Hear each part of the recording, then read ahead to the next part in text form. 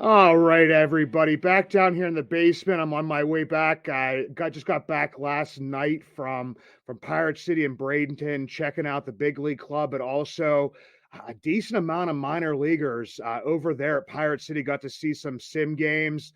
I talk about a little bit of that there. Maybe when me and Chris talk next time. I'm still like riding on a high, but I mean I'm kind of exhausted here. But you know what's coming up next? We went to Bradenton. We came up north to Greensboro, and now we're headed over to Altoona.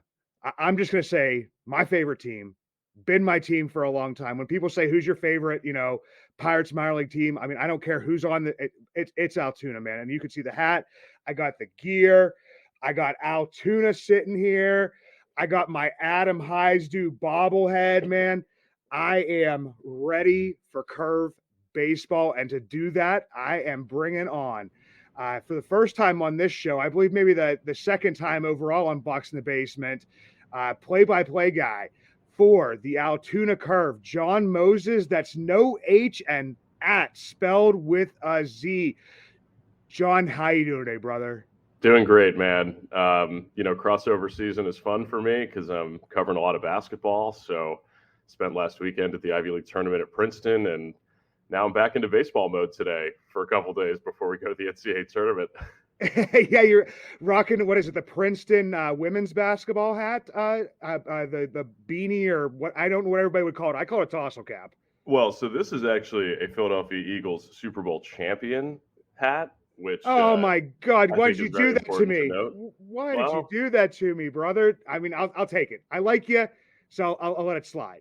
hey man, one of the biggest sports stories that will never be matched in my lifetime is Nick Foles being the Super Bowl MVP in a game that Tom Brady played in. And like, even I say that out loud now, like 6 years later, and after my team was just to the Super Bowl again, like nothing will top that moment for me.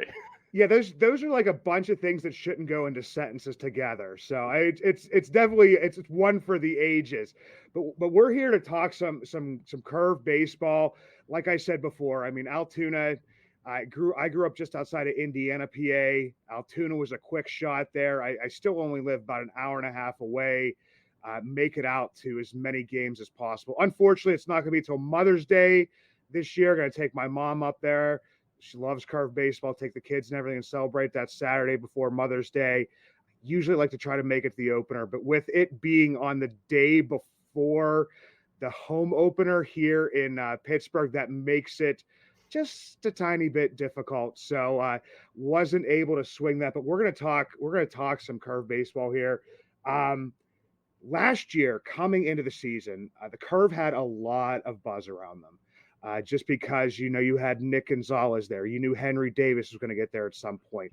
I mean, a rotation supposed to be filled with Quinn Priester, Mike Burrows, Carmen Majinski, Kyle Nicholas. You have all these guys, Omar Cruz, and it just kind of Matt Frazier. Matt Frazier after his breakout season. I knew I was going to forget somebody because there was just so much stuff going on there. And then I wouldn't say the curve fell flat. I mean, every single time I looked at it, it was competitive and different stuff, but nobody, I mean, outside of Burrows, that hot season, I mean, you end up with Quinn on the shelf to begin the season. So last year, definitely not what we wanted to see from the curve.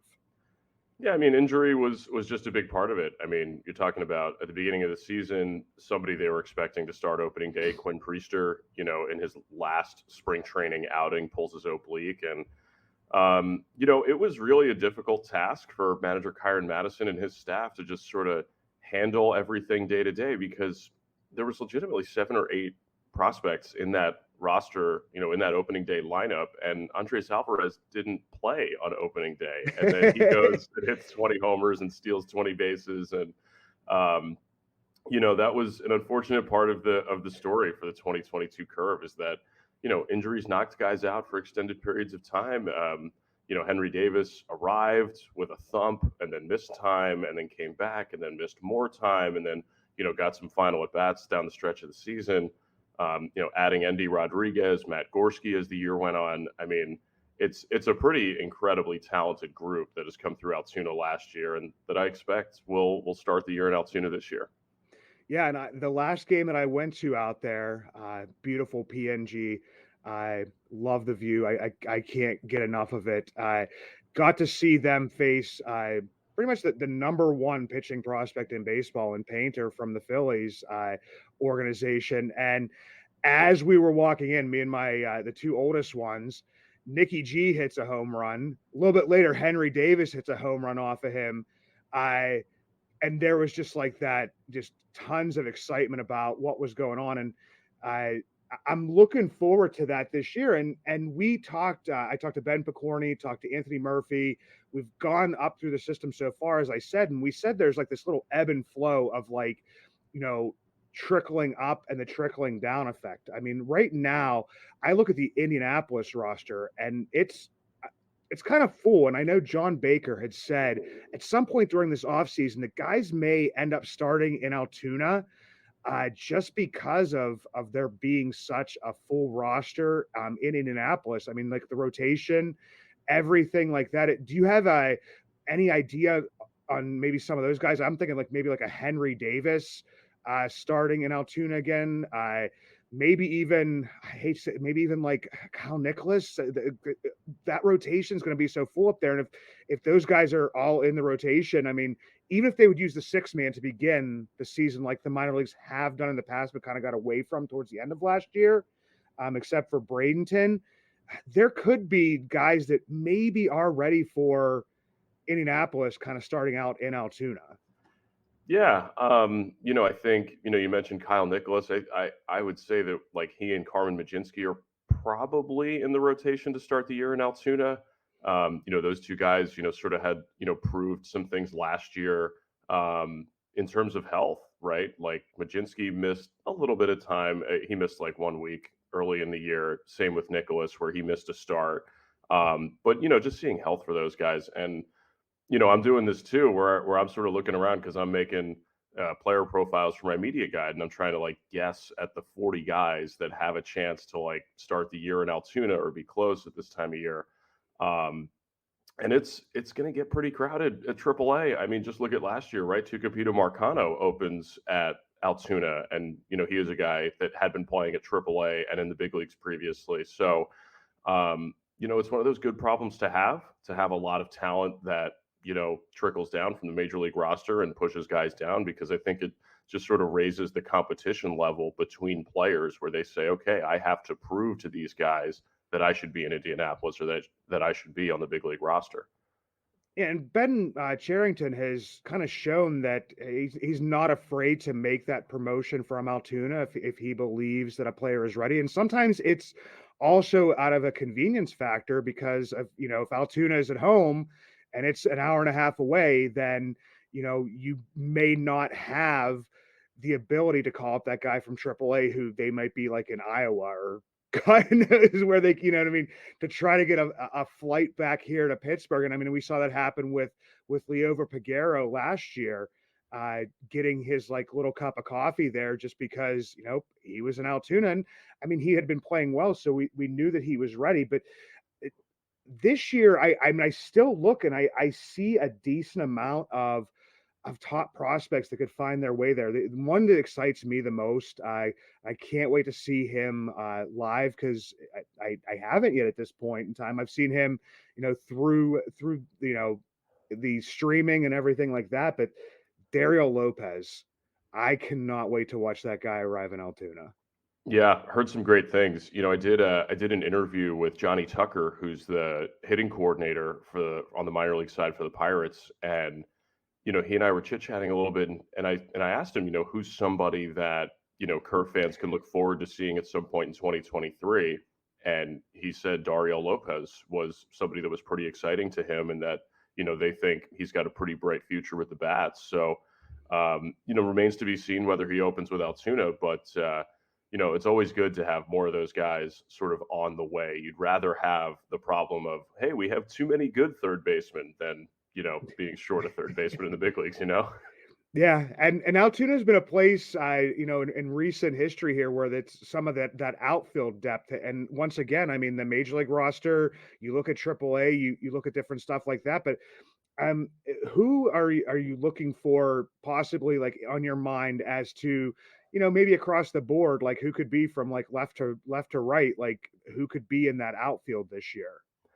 I would say Matt Gorski is probably opening in center field, is my guess. I would think Matt Frazier is there as well, and Lolo Sanchez and Connor Scott, right? Like, I think that's probably the group of four outfielders that'll open in Altoona this year. Had Gorski stayed healthy, he had a chance at a 30-30 season. But, ends up missing all of July and all of August, and he gets back just in time to, get a few at bats at the end of the year. And then he ends up in Indy where I think he played one or two games and then got hurt again. So, if Gorski can stay on the field, I think he's got a lot of upside, a lot of potential. Lolo Sanchez had just started to put it together when he hurt his oblique last year. So there's a couple of guys that like you've seen the ability, you've seen them be able to do it and do it well at this level. But you've got to see it a little bit more consistently and see them stay on the field. Um, and I think Connor Scott went through a lot of growth last year. He's a guy that if he adds a little bit of power to his game, I mean, he could be a heck of a player in the big leagues just because he may not be the fastest guy on the team, but he's a pretty good defensive player. I mean, he just gets great reads off the bat. And, if he goes from 7 to, say, 15 home runs for a full minor league season, then, I think it's a little bit easier to project him into a pretty good starting role in the big leagues. Yeah, and one of the guys you mentioned there, and Lolo Sanchez got the quote unquote surprise, NRI, the non-roster invitee to spring training and launched a ball. And I know that it's Bradenton, but people have been like, well, isn't Lolo Sanchez about 30 years old by now? Because he's been in our system for so long. But he's still a young kid. He's not that old whatsoever, and he looks. That's just the growth of a player. Like when you draft a player or you sign a player international, whatever it would be, you're trying to project what this skinny little kid is gonna, come into. And when I saw him out there, I'm like, that can't be Lolo Sanchez. I remember him being like 165 pounds. He's grown into his body, and a lot of times that changes swings, that changes, workout regimens. It changes a bunch of different stuff, so that they have to, kind of adjust, like as we adjust as we get older. They have to adjust to playing, baseball in a different fashion. Totally. I mean, prospect fatigue is like a real thing, right? Lolo signed in 2015, right? So you've been hearing his name now for 7 years. Yeah, Um, but he's got a lot of ability, man. Like his speed, he can play all three spots in the outfield. I think he can handle that in the big leagues at some point.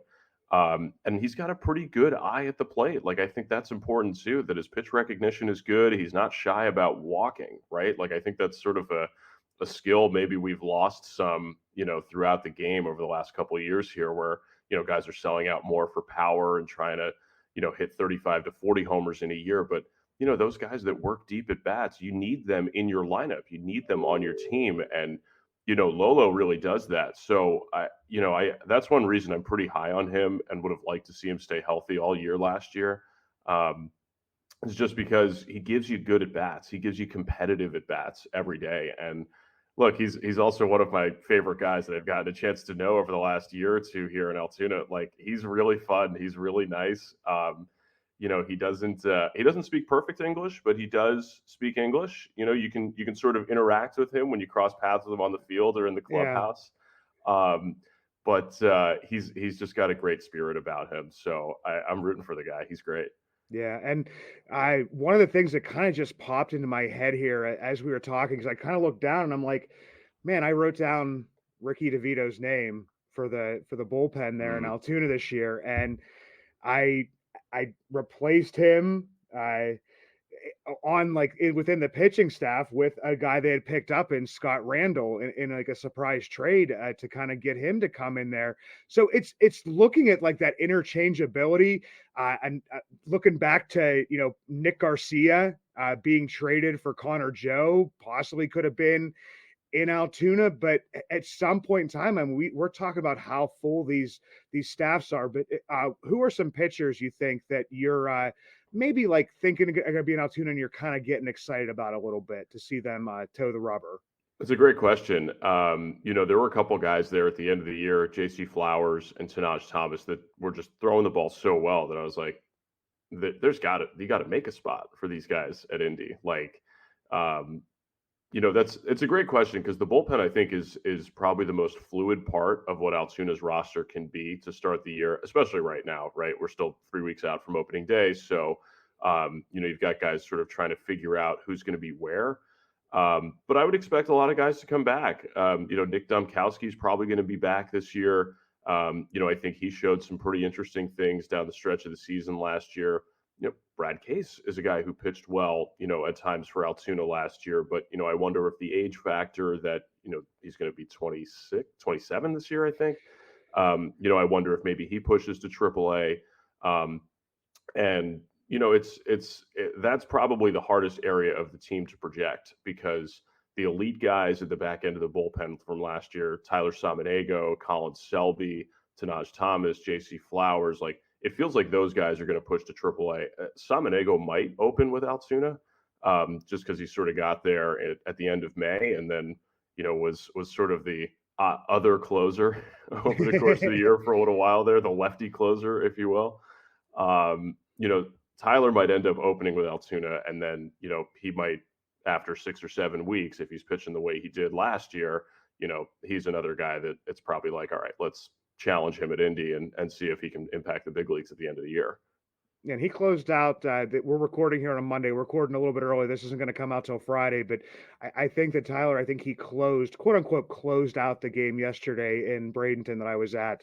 The 11-3 loss, but it has at least gotten some looks from in big league camp, and that's been really exciting to see.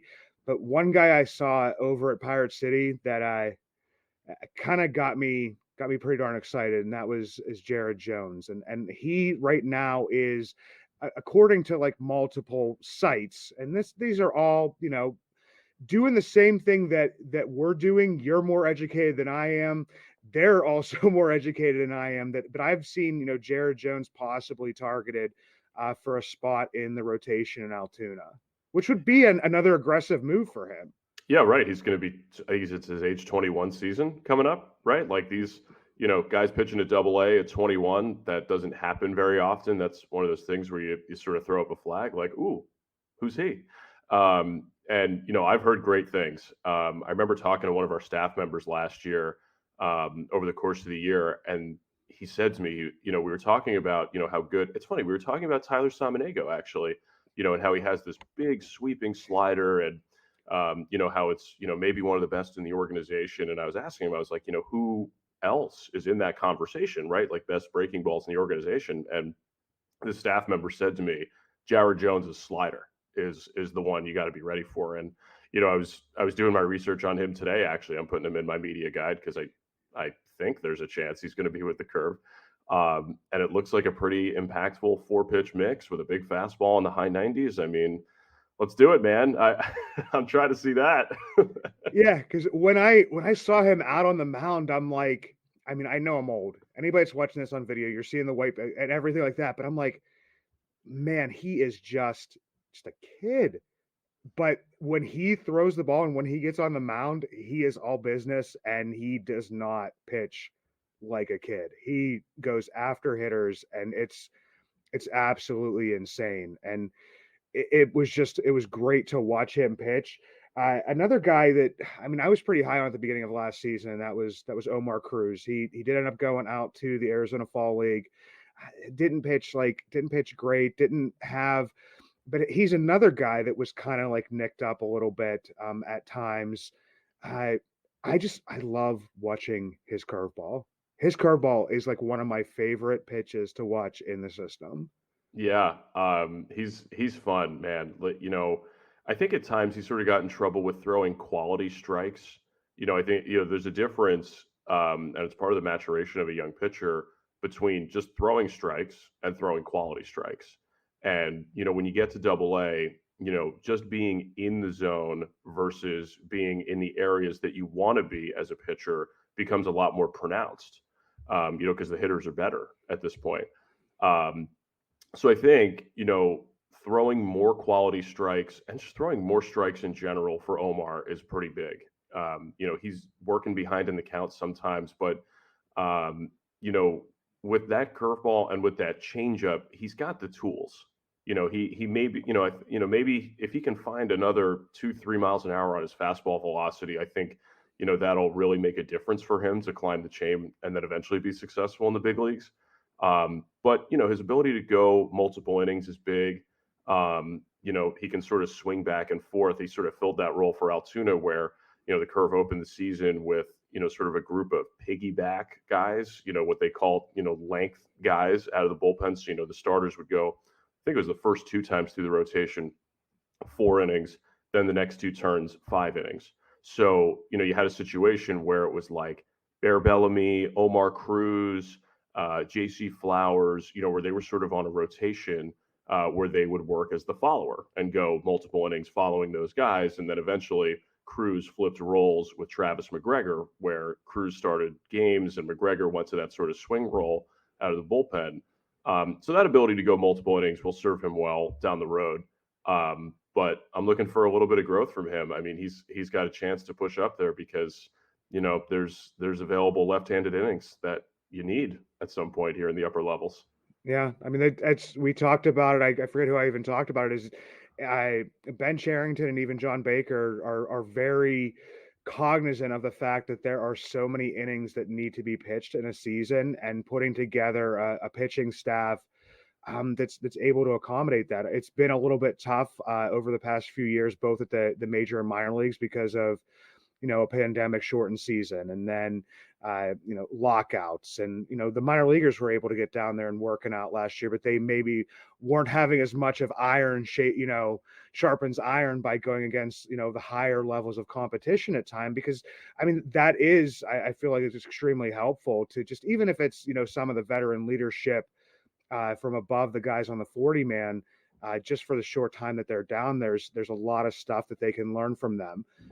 But one thing I definitely did want to ask you, John, before we get going here, is that who is, I don't want to say like a breakout guy, but you've mentioned Lolo, and I've brought up some guys. Is there anybody that, as you've been like kind of like looking through your notes again, that you're thinking, man, I'm looking for big things from him this season? And it can be a pitcher, it can be a hitter, whatever is kind of like on the top of your mind here.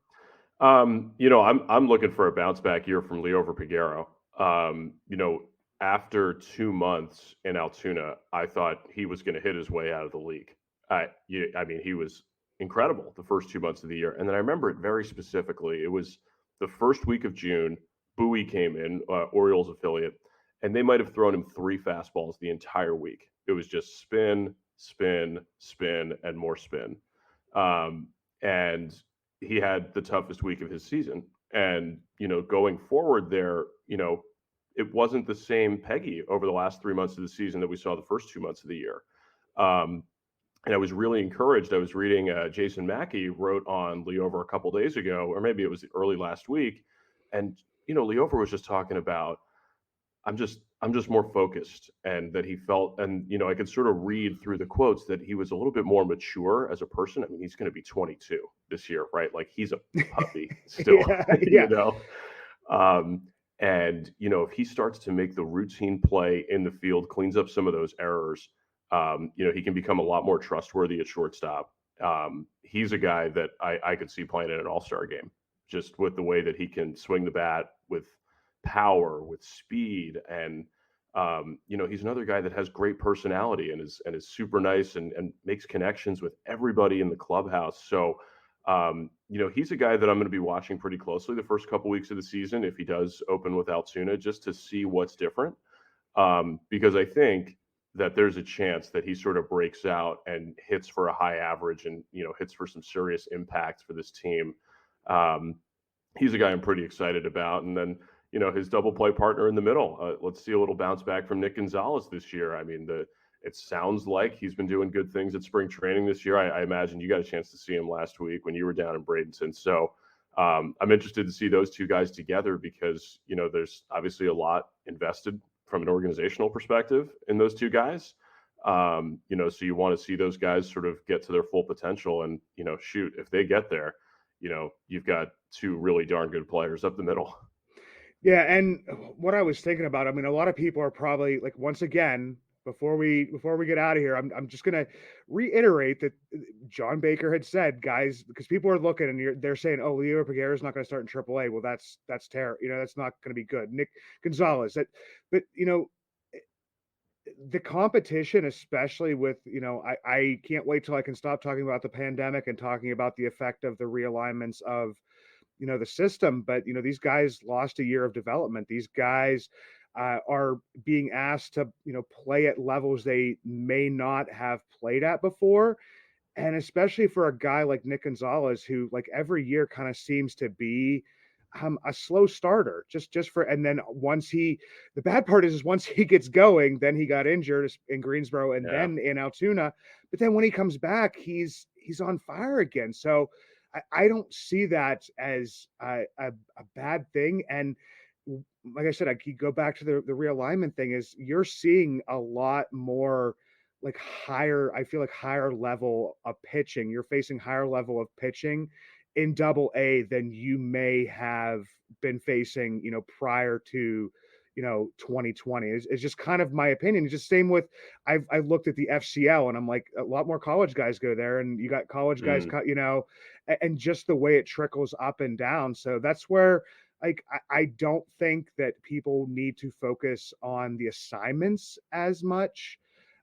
Just my opinion, amateur opinion is just, and to focus on, how they perform and how they show out over the first, month or two of the season, and kind of let things play out a little bit.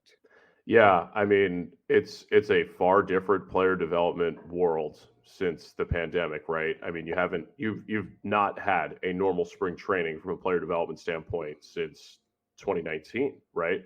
Because 2020, everybody goes home, roughly around this time. We're recording this March 13th, right? Everybody goes home. 21 is a limited spring training where the big league guys come first, and then a month later, the minor league guys came. Last year was the big league lockout, so they didn't really play a ton of spring training games. And then this year you've got the World Baseball Classic, right, where guys are, pulled away to play for their national teams. So there's not been a normal spring training for anybody. So that's why like the assignments at the beginning of the season are always a little bit taken with a grain of salt, right? Like player development guys, the people that are making these decisions, they're human beings too, right? They're taking their best guess as to what is the right level for a guy based on the information they have in front of them. So, it's each of the last 3 years now, they're working with far different information complexes than what they had prior to the pandemic. So, I think you're right in that it's wrong to sort of focus on, where a guy goes to start the year and whether it's good or bad for his career. Like, if a guy opens at double A and sets the world on fire, that's a good problem to have. Push him up to triple A. Great. you know? Um, yeah, I mean, I agree with some of your thought there that like, it's a weird time. It's difficult for sure. Yeah, and John, it's great to have you on again, man, and actually great to kind of finally see you like in quote unquote in person and everything. But I will be out in Altoona there at some point in time, and like I said, favorite ballpark, favorite team, always will be. The Curve have a special place in my heart. For those of you that don't, please go follow John Moses. That's without an H and at spelled with a Z, from the Altoona Curve. And if you're watching, I guess it's like any women's basketball coming up, some Princeton women's basketball coming Let's up. do it, man. Yeah, I'm traveling with them. I didn't. Well, I got a text here. Let's see. Nope, didn't know yet. Okay. But yeah, we're Princeton women are their 10 seed in the NCAA tournament. We're going to Utah. University of Utah is the host, as the 2 seed, and they're going to play NC State Friday night. So I'll be on the radio call for that, which will be pretty fun. I was covering the Ivy League tournament last weekend, so Yeah, man. This is the fun time of year, man, and hopefully Princeton gets 2 games out of it like they did last year. That'd be awesome, man. Well, once again, I said thanks for having and coming back on, and I hope to do this again sometime, brother. All right. Thanks, man. Appreciate it.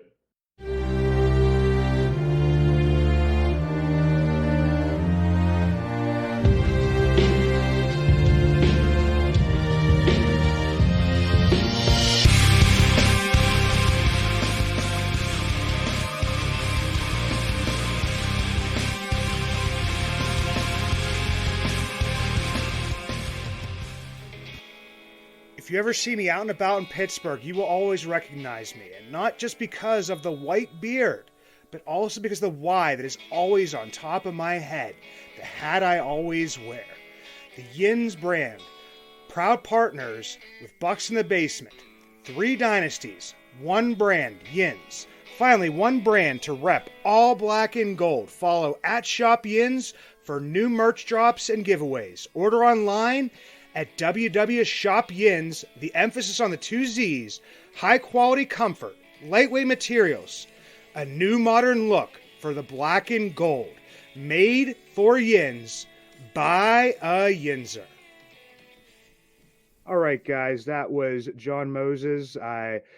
Once again, no H and spelled with a Z. Follow him, follow, the Curve, go out to Curve games, go out to any minor league baseball game that you can, but it's time to cue the music. A pitcher of beer, a pitcher of beer.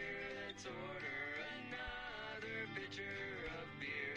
That pitcher of beer should come over here. I love that pitcher of beer.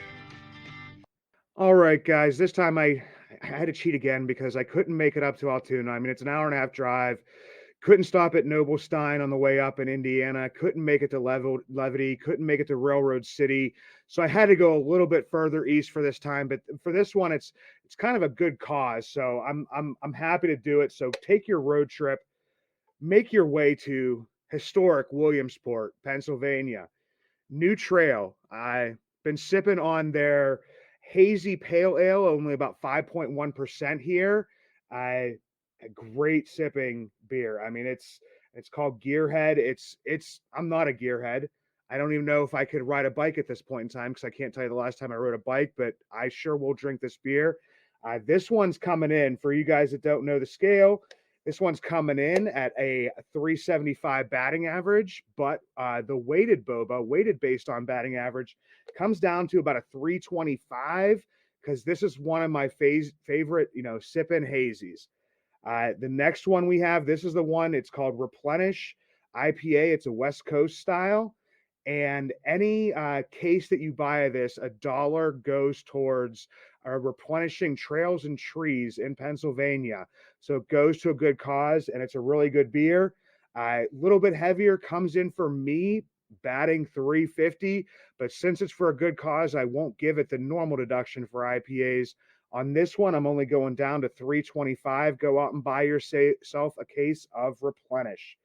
And then the granddaddy, their old school one, the Broken Heels IPA, coming in at 350, bumping back down to 300 for the weighted based on batting average. And then I've realized, guys, I'm getting old because I don't drink as many double IPAs as I used to. Maybe like I said, maybe I'm just getting a little bit too old here, but they have the double Broken Heels IPA. That one's coming in at 9.2%. I mean, some people that drink like the heavier stouts and different stuff like that are looking at me and going, man, I drink one that's like 14%. You can handle a 9.2. Well, your boy can't handle a 9.2 as much as he used to.